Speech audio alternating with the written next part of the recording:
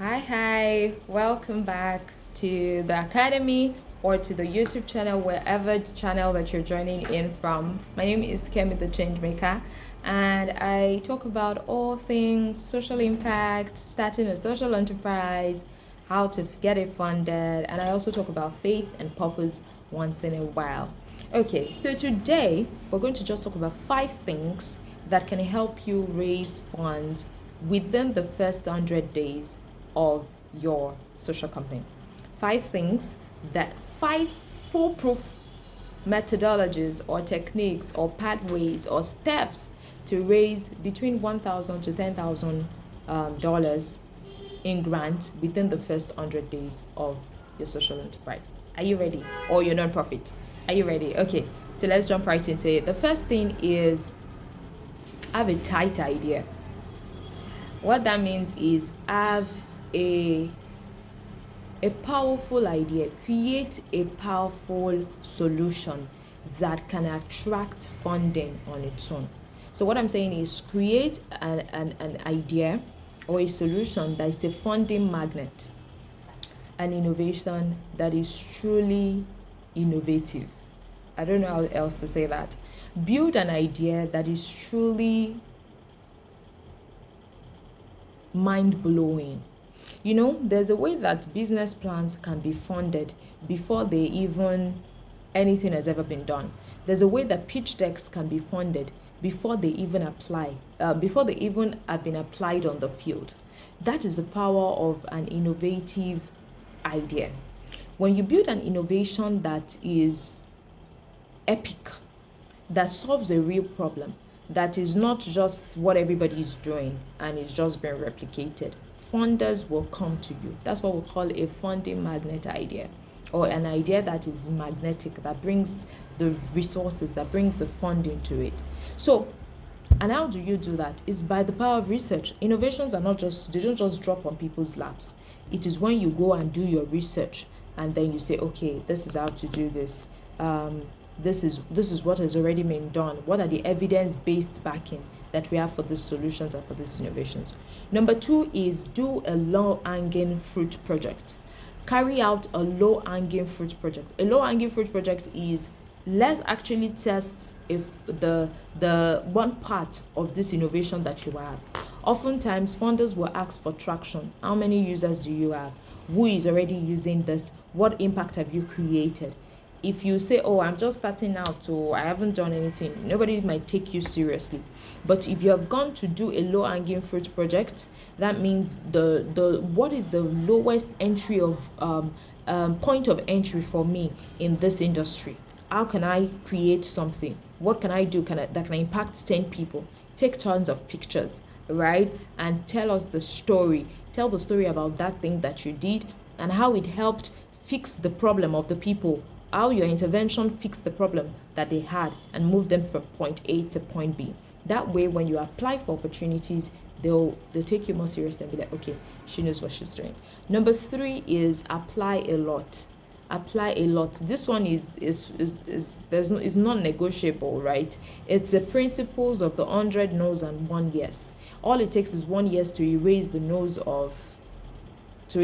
100 no's. But if you're not applying, you never can tell.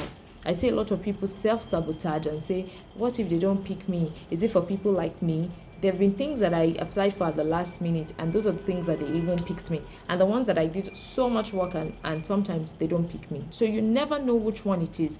Because beyond just the idea, sometimes funders look at the personality, the person that is applying now, and they can connect to your story. They can connect, and that's why 2 people can have the same idea, but if one person will be funded, because funders can connect to your story, to your personal.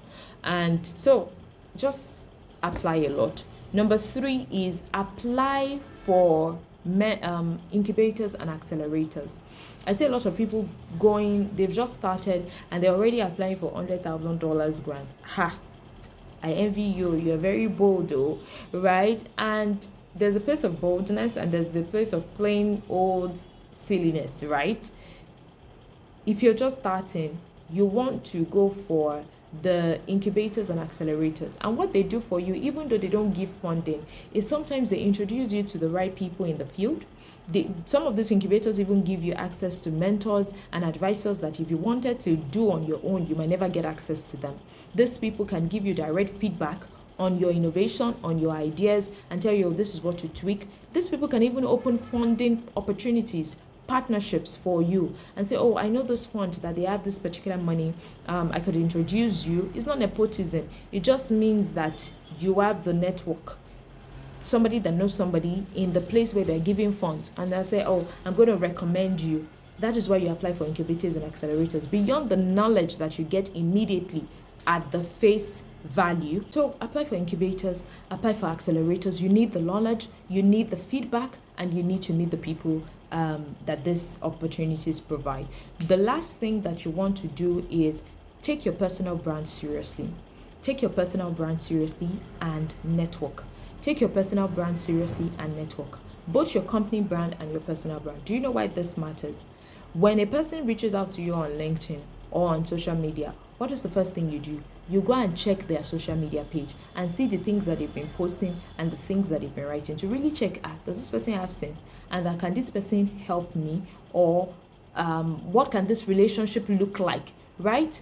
If you see that this person really has no value, even though what they're saying in your DM makes sense, you can't correlate what they're saying and the lifestyle that they have lived on their social media page, then you'll be like, oh, I don't think I really want to associate with that person. Same also, when you apply for opportunities, they go check. They will often ask you, it's not for decoration, please input your LinkedIn profile, please input your social media pages, because they want to see if you're a thought leader. They want to see beyond your CV now, your social media footprint, your digital footprint acts as your digital CV, right? You can know the kind of person, the skills they have, their level of exposure, and their learnedness from looking at their profiles, right? So take it seriously, and then network. Do not build in silo, build in public. Let people see your journey. Oh, this is what we're trying to do. This is the logo we created. I say that people are misusing LinkedIn. And I think what young people are doing is we are presenting, because they say take your personal brand seriously. We're presenting ourselves as experts when we should be presenting ourselves just showing our work and showing our journey. So what people now do is they've tagged themselves social impact expert and consultant. Not necessarily. What you should be saying is, this is what I'm building, this is what I'm learning on my journey. Yes, you know something that has awarded you or afforded you to be where you are, but there are other things that you don't know. So don't be so quick to do the labelings, but be quick to show your journey and to show this is what we're building, these are the bottlenecks that we're dealing with, and this is how we're mitigating them, and this is how we're succeeding, this is how we're failing. Just really building in public and telling your story and putting it together, and then network with the right people. Or you meet somebody who is an expert in the area, whether in Nigeria, Africa, or outside. Oh, this is what we're building, I really love your work, I want to contribute to it, and things like that. Offer value and receive value. Give value and expect it in return as well. So these are 5 ways that you can raise funds in the first 100 days, or between $1,000 to $10,000. I'm not sharing with you stuff that don't work.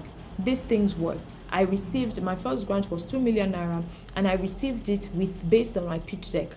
And because I had done a low-hanging fruit project when we were a non-profit, and I would go to hospitals and I would pay for medical bills of sick children who couldn't afford it, and I had tons of pictures. We did the art and music festival, so I had low-hanging fruit projects that enabled me to say, okay, I want to do much more, and my pitch deck was funded. This is why I say I have a strong idea, I have a strong innovation. Do your homework, do the research, and sit down and find the evidence-based research. Ask questions. Okay, this is what has been written. How can we solve this? What is being done in Africa? What is being done in Brazil? What is being done in Asia? How can I use that to build a really robust solution? Speak to your target audience. What are your problems? How can I fix it? That's called human-centered design.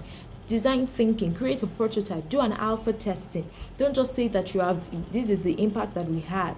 The number of people that are talking about impact are actually talking about outputs. Outputs are the immediate right results that you see immediately after your project. Impact are more long-term than outputs, right? So do even outcomes is output, outcomes, and impact before you even reach impact. But all of us are saying that we're doing impact.